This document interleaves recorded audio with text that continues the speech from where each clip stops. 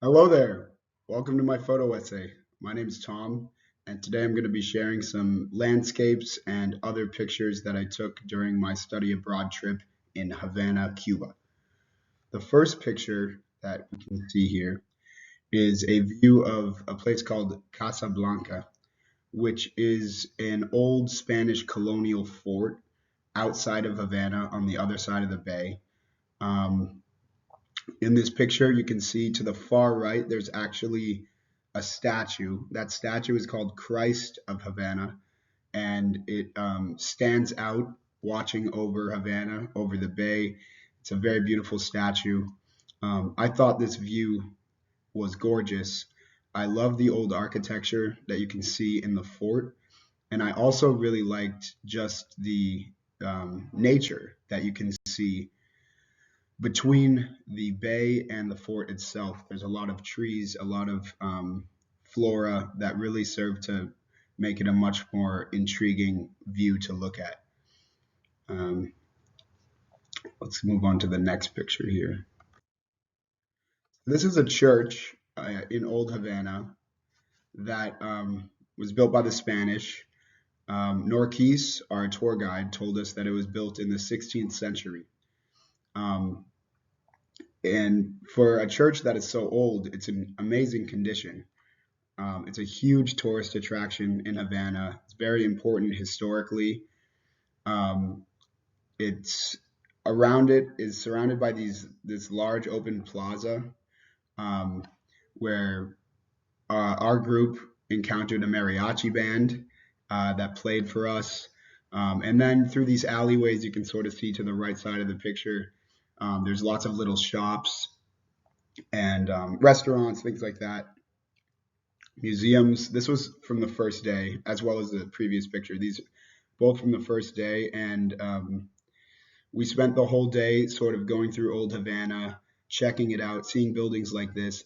This is a church that I took a picture of, but there was also many other churches similar to this in Old Havana.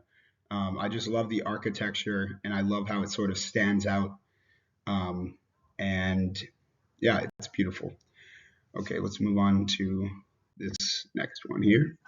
So this is a view from actually this is in Verdado, which is the town, well, the sort of like I guess neighborhood in Havana that we stayed in. This is a view from the balcony of one of the host family's apartments.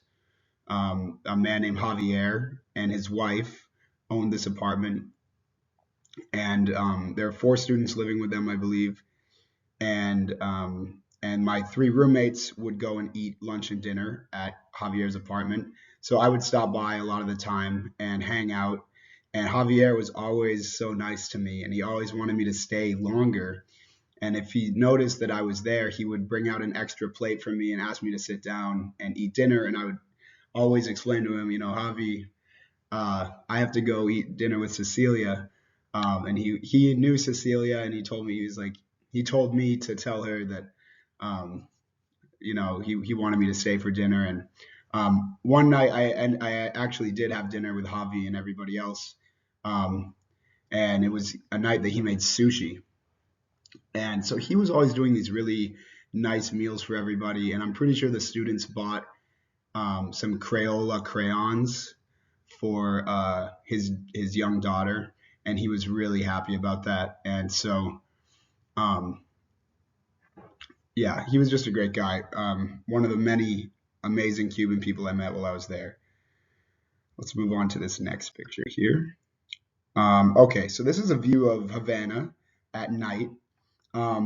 Beautiful view. This is from the other side of the bay from the first picture, which was a picture of the fort. This is actually a view from the fort of Havana. In this picture, you can see the Capitol building sort of towards the middle, towards the right a little bit in the background there. The Capitol building stands out among the skyline, and it's really beautiful.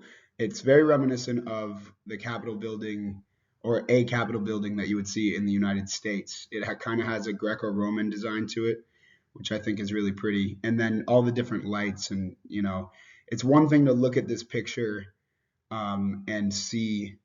the beauty in it, but it's another thing to actually be standing on that ancient, well, it's not ancient, but the old colonial wall, staring off across the bay and seeing Havana in person. It was amazing. It was really, really cool. We did the cannon firing ceremony that night when we were at the fort, which was really cool to see the sort of like tradition that they had. Um, and I think a lot of the students enjoyed that. There was a souvenir shop there. Um, we got kind of like a mini tour of the fort. It was really interesting to imagine all the different battles that had been fought there. Um, I love old architecture with history in it like that, so that was very cool. Let's move to the next one. This is a picture of me, so it's not really a landscape, but it's I guess more of a portrait. This was on the beach day at La Playa de Santa Maria, which was a beautiful beach just outside of the urban kind of sprawl of Havana. This is a dog that was kind of like lurking off in the distance, and I decided to go up to him and start petting him, and he ended up being very friendly. Um, and so Alex, one of the students, snapped this picture with a Polaroid. So credit to Alex for that. Yeah, I think one of the things I liked a lot about being in Cuba was it was different from Costa Rica because in Costa Rica there were a lot of stray dogs that were like kind of mean or standoffish. And sure, there were dogs like that in Cuba too, but with my experience, a lot of the dogs in Cuba were well fed and um, they were also very friendly and outgoing, and they wanted to come up to you and they wanted you to pet them, and they weren't really necessarily begging for food. I mean, I'm sure if you gave them food they would eat it, but it seemed like the stray dogs in Cuba were pretty healthy, a lot of them, at least the ones we saw. So anyway, I'm an animal lover, so I love being able to see this guy, and I really like this picture. So let's move to the next one.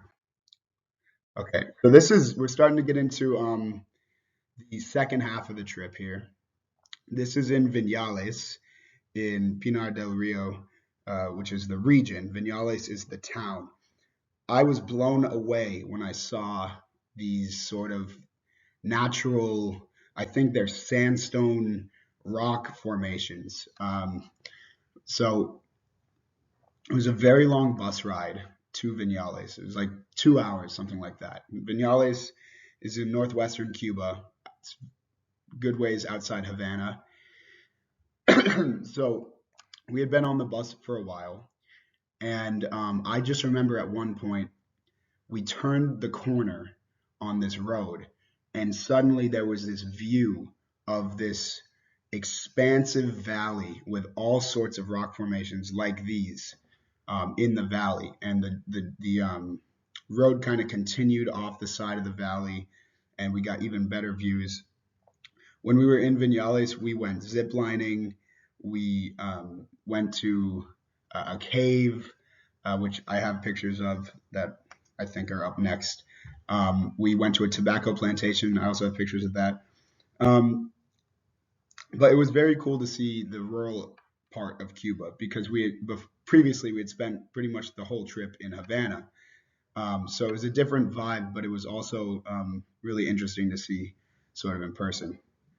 All right, let's move on to the next one. Okay, so this is a picture, one of I think two pictures of the Cueva de los Indios, which is a cave in Vinales where a lot of native indigenous Cuban peoples would sort of hide out from the Spanish colonizers back in that era.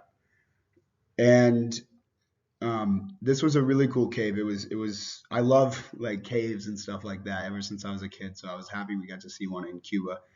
Um, there's this expansive network that was really well maintained, like good walking area, um, good lighting. It wasn't too dark in there. And then the really cool part, you can't see um, But at the bottom of this picture is actually a river. There's a river that goes into this cave, and it flows into this sort of shore inside the cave where there's a dock and they have these boats. And so we got on the boats and they took us up through this passageway in the cave, and they're pointing out these different natural sort of formations on the ceiling of the cave. And the tour guide was really funny. He was a funny guy, and he was saying stuff about the formations. Like he pointed to one stalactite and said that it looked like a pig jumping into the river, and that was pretty accurate.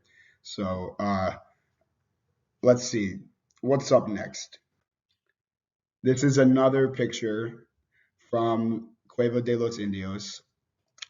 This is just sort of the stalactites I was talking about earlier.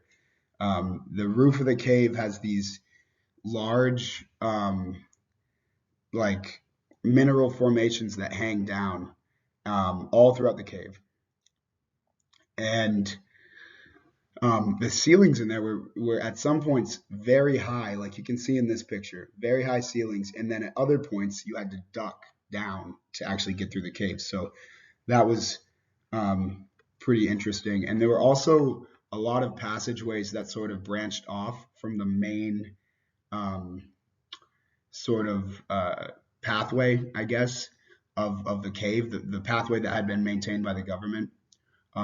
There were these other passageways. They weren't blocked off, but they also looked a little bit too sketchy to go explore yourself. They weren't lit up by lights like the main passageway, so that was kind of cool. I did go inside one of them just for a little bit to check it out, and it went down for a lot further than I was expecting. So I thought that was cool. Let's see what's up next.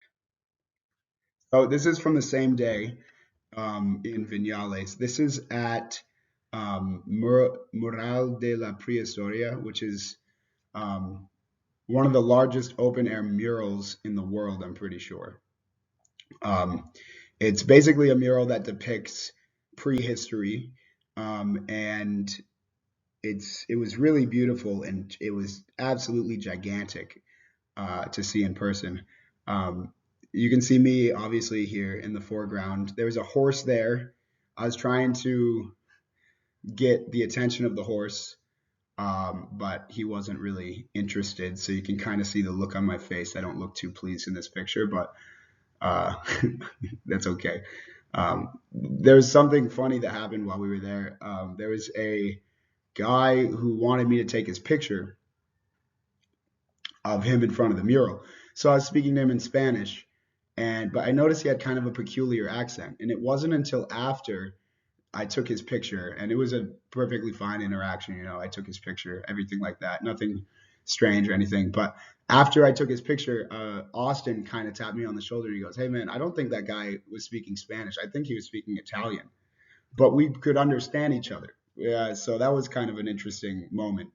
Um, because Spanish and Italian obviously are similar languages. So anyway, I'm getting sidetracked here. Let's move on to the next one. Um, okay, this is a picture from when we went to the tobacco plantation. So I don't know if this is actually a part of the tobacco plantation or if it was like a separate farm next door. But these are a couple oxen, and they're out grazing in the field there. I thought this was a beautiful view. You see, I grew up on a farm, so I've always been kind of like, I guess I'm a sucker for beautiful farms, things like that. But you can see here off in the distance, you see those large sandstone formations, and then you see up in the foreground, there's more like agricultural stuff going on. So let's move on to the next picture here. This is a termite nest that there was a ton of these in Cuba. They're these huge, gross nests that like are on the top of telephone poles and stuff like that. Um, and Norquise, when she pointed this out to us, I'm pretty sure the whole group was like kind of freaking out about it because it doesn't look too big here in the presentation, but in person, I mean, that thing has to be like 5 feet tall. So I definitely wouldn't want one of those to fall off the telephone line onto me or something like that. But Yeah, that was something I'd never seen before. I mean, we have wasps' nests in New Hampshire, but we don't have and they're not that big either. We don't have termite nests, that's for sure. At least if we do, I don't know about them. Um, let's see, what else do we have here? Okay, so this is another picture from Vinales. This is a picture from the tobacco plantation. Here you can see the sort of baby tobacco plants that are growing there, and it it really doesn't capture how many of them there are. There, it was a huge amount. I don't remember the guy's name that showed us around the plantation, but he did a really good job at explaining the process that occurs from a seed all the way up to a cigar. So a tobacco seed all the way to a cigar that is packaged and then sold. Um, he went through it step by step. He talked about the different things they look for when they're harvesting tobacco, and he also mentioned that the Cuban government takes 90% of what they produce. And he didn't seem too happy about that. But what do I know? Anyway, all I could think about when I was out there was how hot the sun felt, and the how difficult it would really be to harvest tobacco, that much tobacco, out with the sun beating down on you, because you're bending down low with each plant. Your back's got to kill you by the end of the day. You got to be sunburnt and sweaty, and it can't be a very pleasant job. So I have just complete respect for the people that work at this tobacco plantation, and they were all super nice and friendly to us.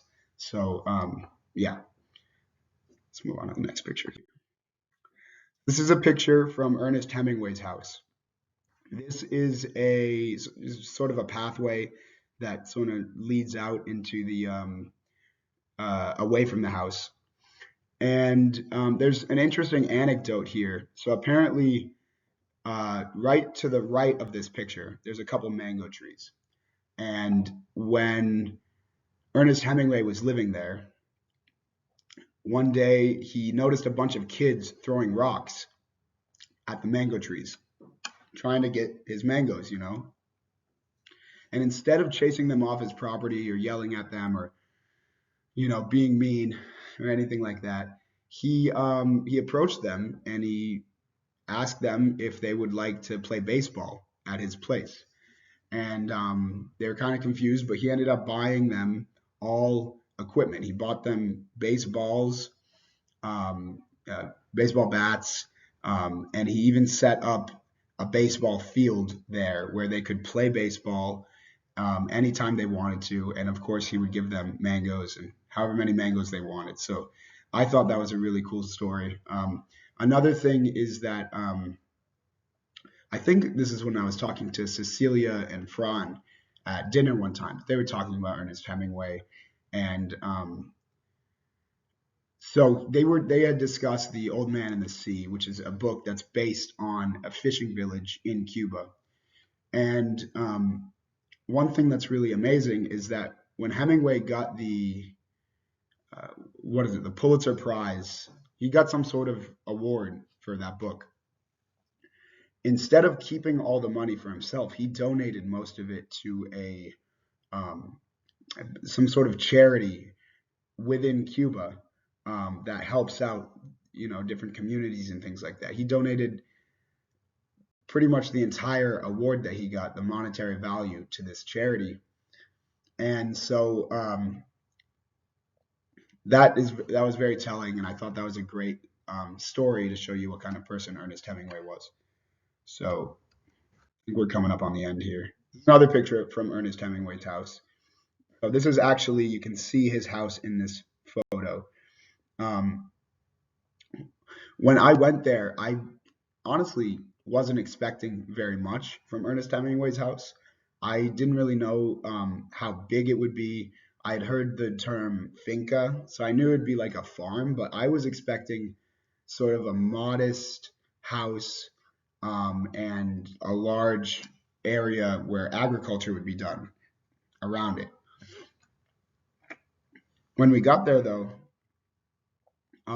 it was beautiful. I mean, it's a mansion with, it's a gated property. It's a mansion. There's all sorts of beautiful trees and things like that. There's a tower with a view of Havana, which you'll see in a second. Um, and then you can't go inside the house itself, but you can look through the windows. And Hemingway was an interesting guy because he had all of these um, sort of eclectic things that he kept in his house. There was like water buffalo heads, and in his bathroom you can see on the wall where he was counting his weight, um, and he had a boat, and he has grave tombstones for all of his different cats. So he was kind of a very interesting guy, um, and I really would have liked to have lived in this house. I'll tell you what, it's an amazing property. I'm really glad we got to see it while we were there. So this next picture is the final picture here, and this is a view of Havana from a tower. Yeah, there's a tower at Ernest Hemingway's house. You can climb up, not all the way to the top, but you can climb up a good distance on this tower, and you see this view of Havana.